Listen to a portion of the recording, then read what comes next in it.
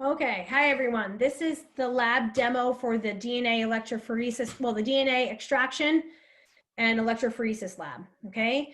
Let me just show you where that is on Moodle, just so you know where everything is first. And so it is in module 12. I need to share my screen first. One second. Let me share my screen. Having some technical difficulties. I already started this and forgot to record, so. Anyway, if we look here, again, we're in module 12, okay?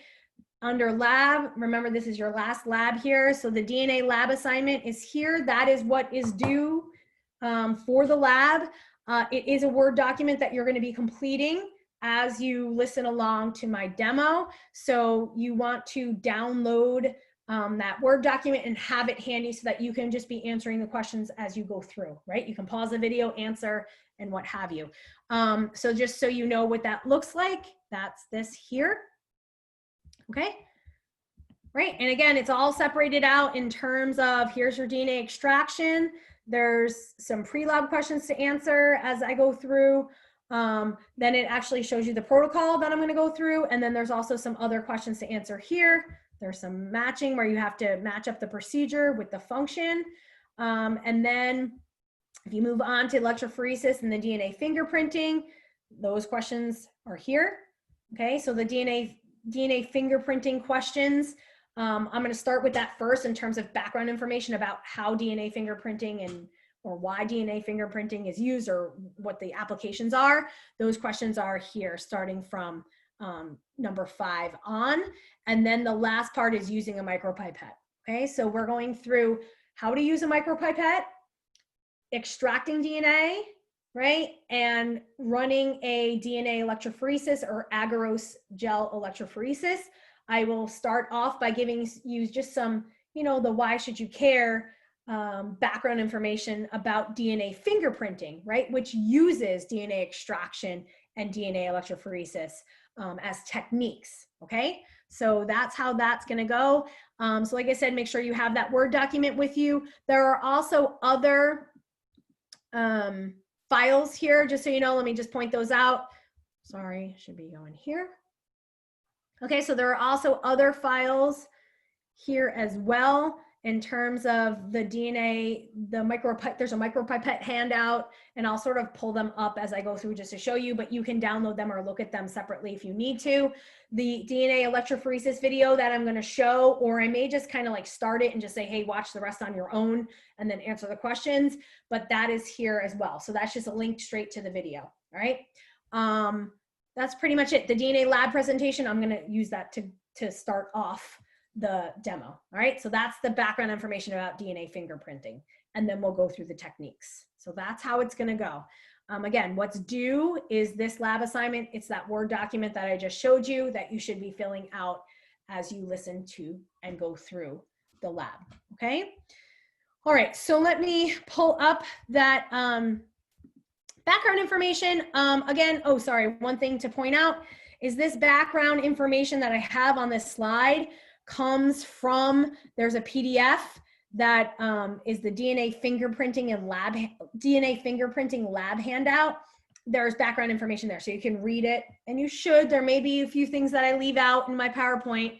Any of this is fair game for that lab exam, okay? So again, all this is talking about is DNA fingerprinting, okay? So in terms of, yeah, you got my screen sharing here. In terms of some background information, right?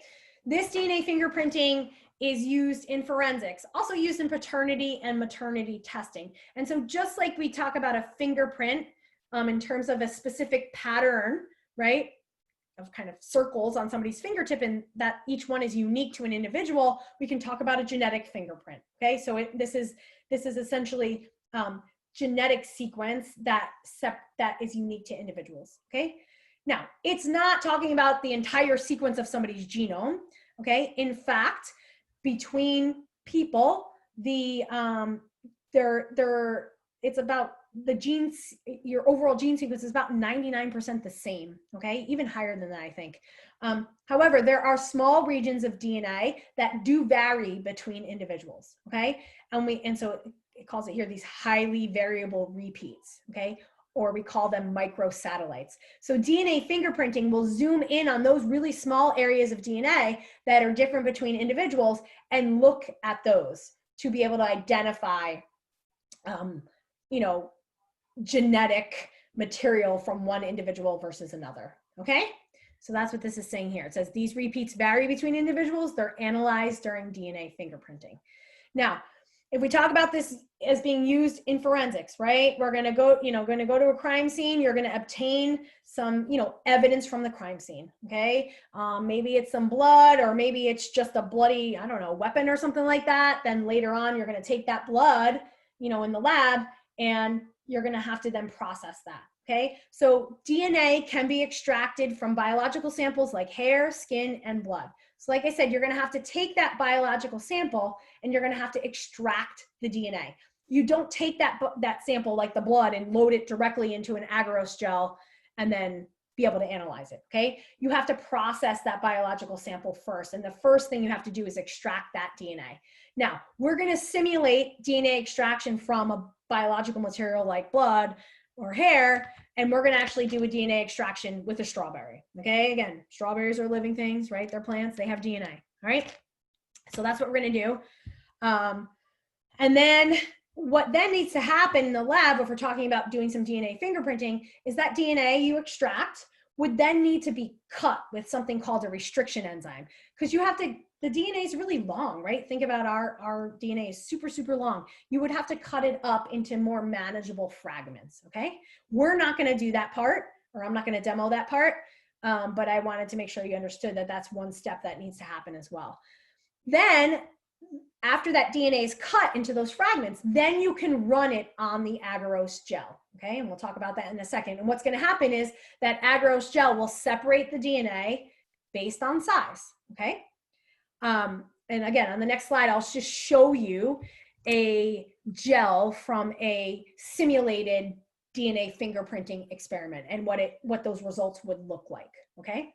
Now, I will say, there are a lot of other sort of newer techniques or more automated ways of doing DNA fingerprinting, but in terms of the basic, I guess, the basic sort of idea behind it and purpose is going to be the same, all right?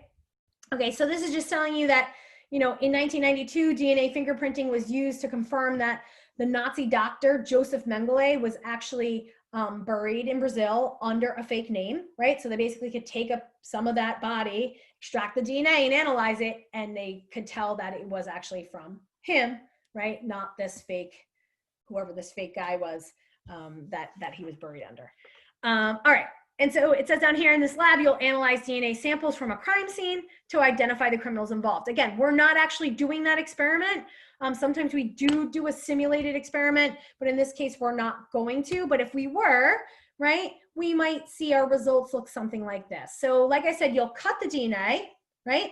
You'll load it into a gel that looks like this. And I'm going to show you a video that demos that gel, right? And shows you exactly what's happening and explains everything. So I'm not going to explain all that right now, but basically you'll load the DNA into these wells here, or you can see it down here maybe a little bit better, using a micropipette. Okay, so that'll be the first part that I'm going to go over. I'm going to go over how to use a micropipette. We're going to do the DNA extraction, and then I'm going to show you the video in terms of running the gel. And then you're answering all the questions that are in that Word document that pertain to these three techniques. Okay. And again, you would use all of these things if you were doing DNA fingerprinting, right? If you worked as a technician in a forensics lab, right? You would need to know all of these skills. So like I said, the one, it's not, obviously, it's best to have your own pipette and be able to do it yourself, right? Me showing you, you can't write on your resume, I know how to use a micropipette because, I watched a video of Dr. Kaminsky doing it. No, you have to practice and use it. But it is a skill that's useful to have if you're looking for a job in a lab, okay? So is running a gel. These are useful skills. All right, so like I said, you would extract that DNA, you would cut it, right? Using the restriction enzymes, you would load it, you would run the gel, and what will happen is the DNA will move from up here where you loaded it down through the gel, okay? And it will basically separate the DNA based on size. And so then if you visualize that gel later on, what you might see is something like this, okay? So what you have is these different fragments of DNA here, or bands, we call them sometimes. And again, larger fragments will not travel as far down. So if you loaded your samples here, these are larger fragments up here. Smaller fragments travel faster and further in the gel. So these are smaller. So again, the electrophoresis just separates the DNA based on size, okay? So if you look, and what you're gonna do with the DNA fingerprinting is, let's try to match up a sample that was found at the crime scene to a potential suspect, right? So I hope you guys can see that the banding pattern, or the bands that you see in the crime scene DNA, look the same as suspect 2, okay? So this would then, you would then assume that suspect 2 was, the one at the crime scene. Now, obviously, you don't just do this once, right? You do this many times, and you may analyze a couple different regions of DNA, right? To be sure that you have that right genetic match, right? Again, we're oversimplifying, okay? But we're just getting the basic idea of how this works. Okay, so like I said, what I'm going to do now is demo the techniques that are involved in doing DNA fingerprinting that I've been mentioning all along. It is using a micropipette. We'll do that first. Then we will extract DNA from the strawberry. And then I'm going to show you a video of running that DNA agarose gel. Okay. And again, you'll be completing that lab report. All of the questions on that lab exam will pertain to anything that I've told you in this lab demo. Okay. All right. So let me end the show. I guess I'm going to get rid of, well, let me just make sure if I need to show you just one more thing. I don't think so. I think you need to make sure you have your Word document out, like I said before. Again, oh yeah, let me just point out one more thing before I unshare my screen. I told you in that folder in Moodle, there are some other handouts. There's also a pipette handout in terms of how to, just a description of how to use the pipette. I'm going to go over that. It's not exactly the best, clearest picture, but I think it does the trick. Also, don't look at that. You don't need that. That's not even in there. Oh, so stupid. I guess one second. There's one thing I just wanted to show you too, to point out. Yeah, it's here. There's also another handout, or another, it's actually not a PDF, it's a Word document in that folder that says using a micropipette. And then if you, on the second page, and again, we're not going to do this procedure, but that's something that we do in the lab usually to practice, just so you know. But on the second page, and again, I apologize for the picture not being so great, but again, I think it does the trick. It just talks about the different types of pipettes, the different sizes, and I'll talk about that briefly in the demo as well. But and you can see kind of what volume you would use what pipette. Okay. So yeah, again, I don't know why this is showing in this weird way, but anyway, if you open it up as a Word document, it should be a little bit more clear. It's not, like I said, I'm going over it in the video anyway, but I wanted to make sure I sort of included this. So in terms of the volume that you desire to measure and dispense, right? It's listed here on the left side here, right? And then you have to just make sure you're going to set the dial of your pipette appropriately. And it's going to be slightly different whether you're using a large pipette like this one, which is called a P1000, meaning it's the maximum volume that you can dispense or measure is 1,000 microliters or 1 milliliter, okay? So micropipettes are used for small volumes. So really 1 milliliter or less, okay? So this P1000 can do from like, right, 1,000 microliters down to about 200 microliters, okay? You don't really want to use it for volumes less than that. Then there's a P200, which its maximum volume would be 200 microliters, right? And you would probably want to use that from 200 microliters down to about 20 microliters. If now you're at 20 microliters or less in terms of the volume that you need, you then would need a smaller one, which is a P20. The maximum volume is 20 microliters. Now, again, you have to pay attention to what pipette you have and then how you're going to set that dial. All right. Again, I'm going to show you guys kind of as much as I can, but without actually seeing it and physically doing it, it's not the same. All right. But that's the basics there. So that's what that's showing you. It's saying what volume do you desire?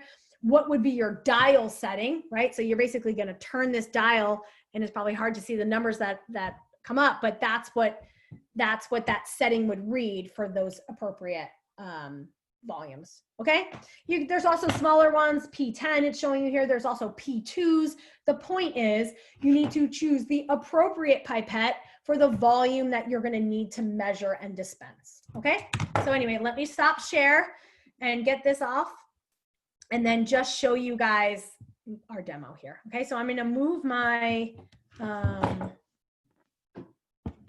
going to move this. Yeah, I'm going to move this. And again, I apologize for this not being the best, but I think it will do the trick. All right. So in terms of using micropipette, I already just gave you guys probably enough of a background as I could in terms of the actual pipette. Okay. So this is what the micropipette looks like. Like I was just telling you, you need to make sure you choose the appropriate pipette for the volume that you need. So this one, again, it may be really hard to see, but this is a P1000, okay? So like I might use this to dispense like 600 microliters or something like that. So right now, so that's what I'm gonna do, right? So I wanna dispense 600 microliters, okay? So I would need to turn this black wheel here to set my dial appropriately, okay? So you can kind of see there's a red number at the top and 2 black numbers. Again, I know that the camera's reversed. So I would want to set this to read 060, okay? So for a P1000, if I had 100 from top to bottom, that would mean that's 1,000, that's the maximum. If I want 600 microliters, it's 060, okay?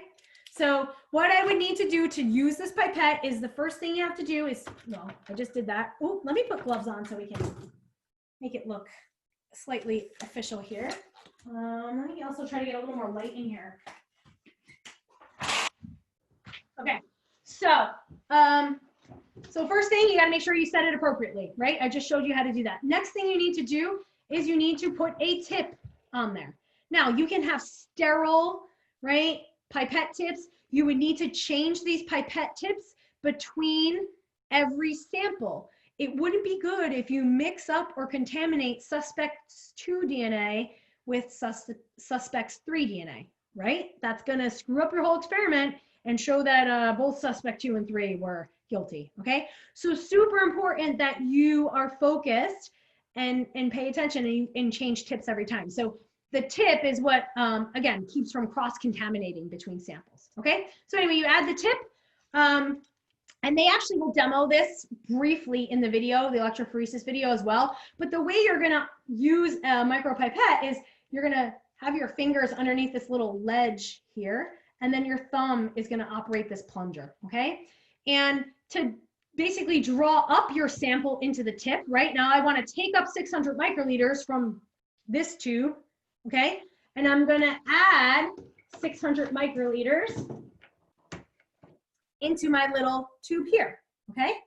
And so it would be the same, so anyway, I'll show you that. So to do that, I go halfway down. So if you could feel this on your own, you would see that there's kind of this first point of resistance, okay? That's the first stop, but then you can push further. So when you're drawing up your solution, you go to the first stop, okay? I'm still holding it at that first stop. I put the tip into the liquid, and then I slowly, let me show you. I slowly pull, right, draw up on that plunger. And you can see now I have yellow liquid in my pipette tip, okay? That's 600 microliters, as long as I operated the pipette correctly. Now I'm gonna take the 600 microliters, okay? And I'm gonna transfer it to my new tube here, right? So now I'm gonna press it, oh, shoot. Let me show you here, if I can show you the plunger at the same time. I'm gonna press it all the way down, okay? And then,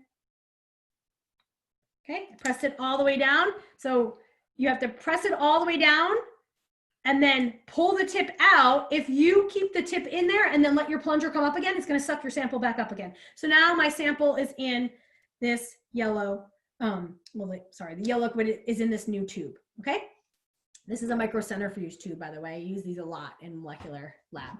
All right, so if I was now gonna, do a new sample, I would need to eject the pipette tip off the pipette, and that's this button here, right? So you can watch me kind of spit it out there. Usually you would have a waste container, obviously, on your bench, okay? Now, the last thing I just want to show you, it's the same idea in terms of operating. This is a smaller pipette though, okay?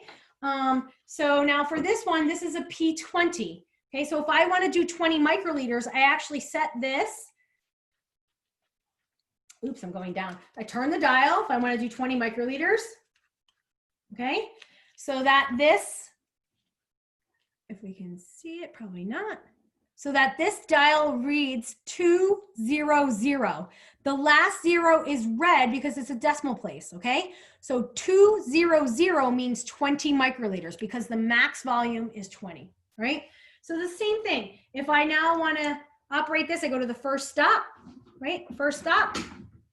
I put my tip into the liquid here. I'm trying to, all right, I draw up. And now you can see I have the liquid in that pipette tip, okay?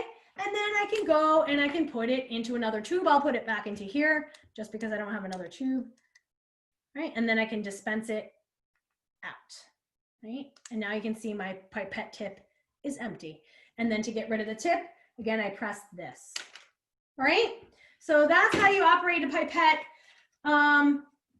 If you're gonna, when you're gonna load, you'll see in the video when they load a gel, they use a pipette to load the gel. You use a pipette, to add your restriction enzyme to your DNA sample, okay? So you're gonna use the micropipette for all of these techniques that we talked about. All right, now I'm moving on to do the strawberry, the extraction, okay? So that is in your, on your Word document. There is the protocol for the DNA extraction. I think it's kind of the first part on there. I don't want to share my screen. Actually, I can actually just look at it real quick. Yeah, so it's the first part gives you a little bit of background information about the DNA, right? So you're basically in the first page of your lab assignment, all right? Talks about long, thick fibers of DNA, right? They store the information for the functioning and chemistry of life. We know that DNA is present in every single plant and animal cell, right? We can extract DNA from a strawberry because there's plant cells in the strawberry, right? And basically, if you just look just quickly at some of this background info, it says we'll use an extraction buffer, right, containing salt to break up protein chains that bind around the nucleic acids, and dish soap to dissolve the lipid part, right? Basically the cell membranes of the strawberry cell. It says of the strawberry cell wall, but that's really the membrane. So both the cell wall and the membrane.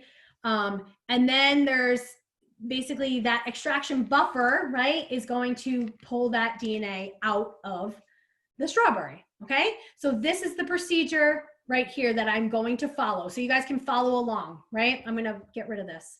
I'm sorry, you don't see my screen, but the procedure follows along, starts on the bottom of page 1 and follows through to page 2, all right? So follow along while I do this with you. I have to actually go get a copy real quick of that. I think I have it right here so that I'm doing the right thing. Okay, so we're gonna put the strawberry in the Ziploc bag. Let me see if I can. Okay, so I'm just gonna, here's my strawberry in the Ziploc bag. And basically we just need to smash and grind it up, okay? It says for 2 minutes, but you don't really need to do it for 2 minutes. So I'm smashing and grinding this just to break this up initially, right? So this is some mechanical disruption of the cells even, right? Of the strawberry. Okay, so we're mushing it all the way up. And I took the green part off of the strawberry just because that's a little bit harder. The lead is a little bit harder to mush up. Okay, so we mush this all up. And then I'm going to add extraction buffer, right? So then I'm adding 10 mils of extraction buffer, which I already made. So remember, it's just soap. It's basically, it's water, dish soap, and salt, okay? And you're going to need to know what those components do. So remember, the salt is going to help disrupt or sort of, yeah, disrupt the proteins that are going to surround and break up the proteins that surround the DNA. The soap is going to disrupt the plasma membranes, right? All right. So you see there's those matching questions that ask you what the components, you know, of the extraction buffer do. And then you'll see at one point we're going to also add some ethanol. So we should know the function of that. I'll remind you of it. All right, so here's my strawberry all mushed up. So now what I'm going to do is I'm going to add that extraction buffer, the DNA extraction buffer, to my bag. If I could open my bag up. All right, so 10 mils. So actually I have a graduated cylinder here. Here's my extraction buffer. I'm just going to measure 10 mils and pour it in. If it's a little lower, it doesn't matter. All right, so here's 10 mils. No, I just realized that maybe, should I do more? Yeah, duh. Let me move this here. It's a little bit better. I don't need all this space now. All right, 1 second. I'm just going to move my computer for a second. I think it's better if it's over here. I think it's a little bit brighter. Okay, so now I'm going to add the 10 mils of buffer, okay, to the bag. All right, so there's my 10 mils of buffer. Yeah, you gotta make sure you have a strong bag so you don't have any holes in it. Knead and mush the strawberry again with that extraction buffer for about a minute. Okay, so now we want that extraction buffer, the soap and the salt, to get all in there and disrupt those membranes, right? Break up those proteins, because we have to access the DNA, right? Remember, the DNA is inside the nucleus in the cell, right? So you got to disrupt all those membranes to get to it. Sorry, itchy nose. All right, so about a minute or so to disrupt, right? And get it all mushed up with that extraction buffer. And again, by the way, if you did this in the lab, you would use the same thing. You use a detergent, right? You use some salt, okay, to do an extraction. There are other methods to do a DNA extraction, like using columns and things like that. But again, some of the all these basic concepts hold true, right? If you're going to take some tissue, like, I don't know, tissue at a crime scene, or if you're doing some other kind of work where you're working with animal tissue, you're going to grind up the tissue like this. You're going to add some sort of extraction buffer to break it up. Okay, so again, these concepts are all the same. All right, so I think that's probably good enough. Now so I have my filtration apparatus here. It's not really, I had to kind of tear the filter paper because it was a little bit too big, but I have a funnel, I have some filter paper, and a tube to collect in, okay? And so I'm gonna pour that strawberry slurry into this filter paper. And if you can't see, sorry, but I'll show you after I get it in there. That's not gonna work, 1 second. I'm not gonna worry about, I'll show you guys, like I said, after. You know what will probably be a better way of doing this is to cut the bag, right? So I'm gonna cut the bag at the corner, and I'm gonna slide it out that way.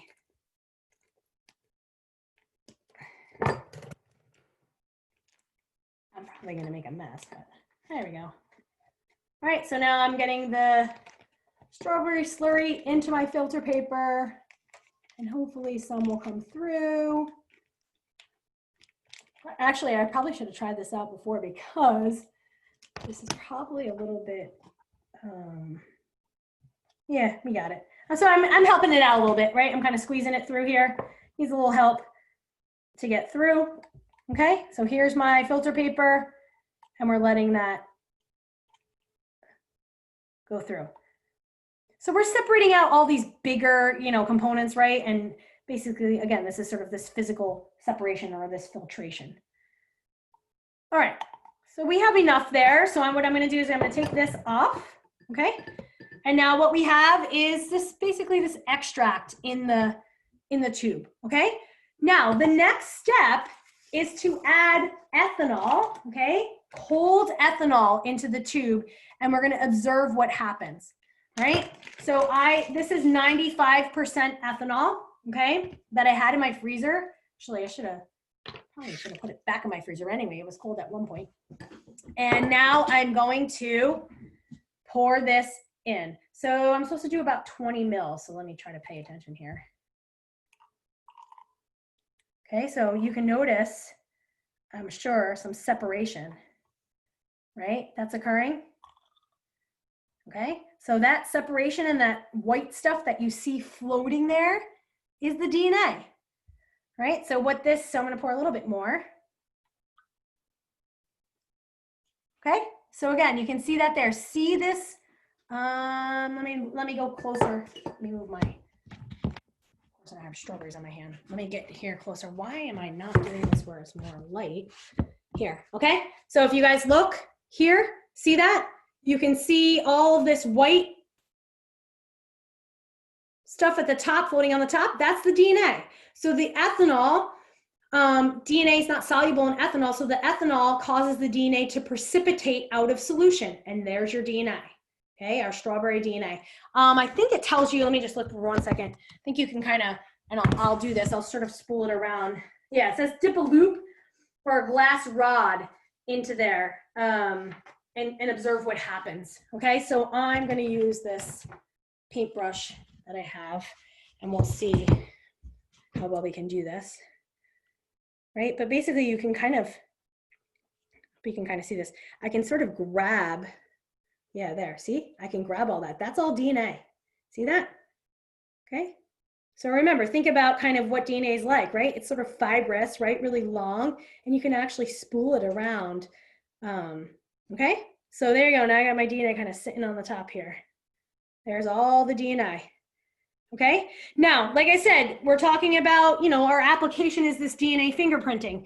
So here we extracted our DNA. So say we had some blood, we extracted DNA, and obviously you're not going to have this much material, right? Usually have a small amount, but that's okay. You don't need a lot of DNA to work with to do these analyses, but you would take this DNA and then you would actually have to dissolve it in a buffer, and then you can add your restriction enzymes, right? Cut it and then run it on a gel. Okay, so now the next part is running that gel. So let me show you that video on running a gel. And like I said, if for some reason you can't hear the sound or something like that of the video, you have the link to the video anyway. So I may not actually, to be honest, I may not even show you the whole video because you can look at it yourself, but I don't think it's very long. So, all right, so let me do that. So that's the extraction, right? I showed you how to use a micropipette, showed you the DNA extraction. Again, you would use the same kind of basic technique for any biological sample. We extracted DNA from a strawberry, but you can extract DNA from blood, from person's saliva, okay? In fact, I mean, we could even do that in the lab, right? We could take our own saliva sample and extract DNA if we wanted to, but we're not going to, but we could. All right, super easy to do. You can do it in my, in my lab at CSC. It's not very difficult in terms of a molecular technique, super simple. As you could just see, you could do this in your kitchen, right? All right, so let me screen share and show you the video of the DNA gel electrophoresis. So again, like I said, I went over the background information for the DNA fingerprinting, right? And now we're talking about the techniques involved in doing that. How to use a micropipette, extracting DNA, and now we're gonna use a micropipette to load our DNA into a gel, and then we would end up with, right? So after we load our DNA into a gel and we're doing a DNA fingerprinting experiment, right? We would end up with something that looks like this here, okay? So again, here's your sample of your gel. You're gonna see this in the video. You load your samples, you run it, and then you visualize that DNA there's a couple different techniques to visualize. We're not even gonna go there. And you would end up with something like this, okay? All right, so let me show you that video, and that's basically gonna be the end of the demo. So here's the video. Like I said, it's on Moodle. You just saw where I got that from. I'm gonna make it bigger, and it should play. So here's the video. This video will take you through the process for loading and running DNA samples on an agarose gel.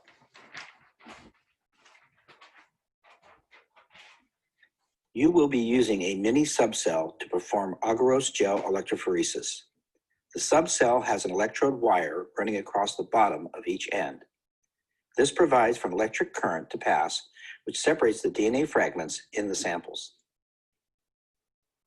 First, align the gel so that the wells are closest to the negative or black electrode. DNA is negatively charged and will move from the negative electrode through the gel toward the positive or red electrode. Place the agarose gel into the gel chamber.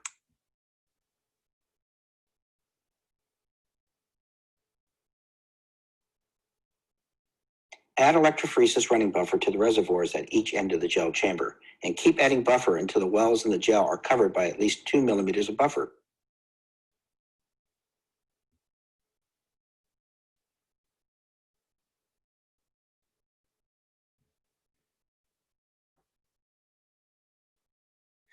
Place your samples to be loaded in the correct order according to the lanes they are assigned to be run in.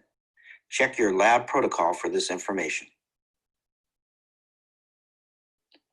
To obtain a DNA sample, slowly depress the plunger on your adjustable micropipette to the first or soft stop.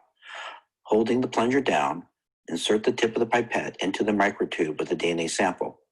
Place the tip close to the bottom of the sample, then slowly release the plunger button. When loading the samples, keep the pipette tip perpendicular to the row of wells. This will reduce the risk of accidentally puncturing the wells with the tip. Lower the tip of the pipette until it breaks the surface of the buffer and is located just above or just inside the well.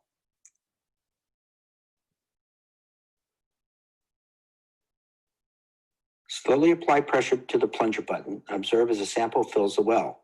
Make certain you stop at the first stop on the pipette, pause, then slowly remove the pipette while keeping your thumb down on the plunger. Once all the samples have been loaded, avoid any bumping or movement of the gel chamber. This might result in the samples spilling into adjacent wells. Place the lid on the gel chamber with the terminals correctly positioned to the matching electrodes on the gel chamber, black to black and red to red.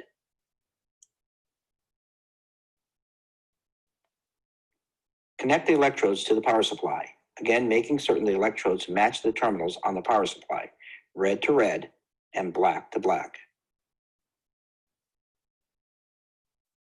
Switch the power supply on, then set the correct constant voltage for running the samples. See your lab protocol for this information. If a timer is available on your power supply, set the clock for the proper time for your run. Press the start button to begin the flow of current that will separate the DNA fragments. At this point, you should be able to see bubbles coming from the wires at each end of the gel box. Notice that the positive or red electrode has fewer bubbles than the negative or black electrode. In a few minutes, you should see the samples begin to migrate from the wells into the gel. Notice as your DNA samples run, the dye front moves from the negative electrode towards the positive electrode.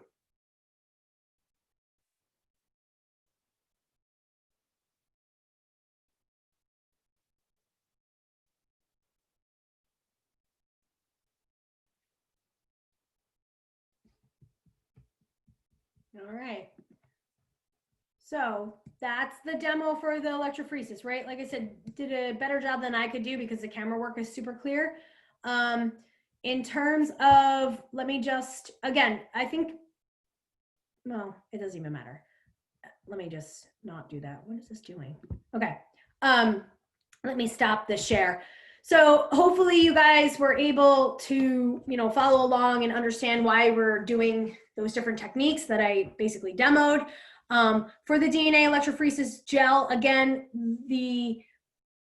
a agarose gel electrophoresis or DNA electrophoresis, the purpose of it is to separate DNA based on size, okay? And remember, I told you you have to cut it with some restriction enzymes to have these smaller sized fragments. And then you can visualize that, right? That's what I showed you in the beginning of the demo in terms of the results from that crime scene experiment, right? You'll end up with all these different bands after you visualize it, okay? What the video was showing you, when you're actually seeing the blue move through the gel, that's not the actual DNA. That's just dye, loading dye that you added so that you could see what you're doing when you load the wells. Like I said, there's different techniques that you would use to sort of stain your gel to be able to see that banding pattern that I showed you in terms of the sample results from the DNA fingerprinting, just so you know. Again, DNA is negatively charged, okay? So when you set up your gel, right, you have a negative electrode, and this is shown actually in my little diagram. So let me show you in my PowerPoint, and then we're done. If you look here, right, Again, here's your negative electrode. And remember in the video that was marked by black, the positive is red. You load your DNA here towards the negative electrode. And because DNA is negatively charged, it will move towards the positive electrode. If you set this up backwards, your samples would run this way and run off your gel and you ruin the experiment, okay? So again, DNA is negatively charged, therefore it will move towards a positive or away from the negative, okay? And so that's why it's super important that you set this up this way. Super important to understand that this gel is placed in an electric field, okay? And the only reason why that DNA moves this way is because it has an innate negative charge, okay? So that's a super important point to understand. All right, I think that's pretty much it, guys. Like I said, the assignment is to complete that lab report, that Word document that I pointed out in the beginning. And then again, everything that we covered in this lab will be on that final lab exam. All right, thanks guys.